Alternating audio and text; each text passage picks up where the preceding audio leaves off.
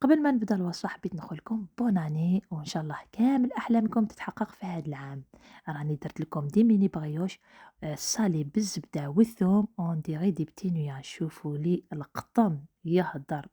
بسم الله نبداو الوصفة. نسحقوا كاس نتاع الحليب يكون سخون واحد 200 مليلتر، واحد زوج مغارف كبار نتاع السكر، مغرفة هكا نتاع خميرة الخبز نخليهم يتفاعلوا، من بعد نزيدوا 400 غرام نتاع الفرينة، واحد 2 كيسان، حبة بيض، الملح، ونديروا واحد 3 مغارف كبار نتاع الزبدة والزريعة اللي عندكم، البذور اللي عندكم، المعدنوس اليابس، الزعترة، الغوماغا، لي زيرب دو بروفونس ديروا، ومن بعد نعجنوه ونخليوه يريح حتى يخمر. لازم نخليوه لاباط تخمر وتكون تتلصق.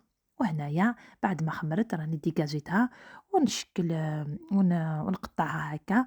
تقدروا تشكلوا كريات هكا صغار ولا كبار كيما تحبوا. شكلتها وخليتها هنايا في المول، غطيت عليها حتى زادت خمرت، وبعد دهنتها بلا كريم ليكيد، ولا اذا ما عندكمش ديروا الحليب.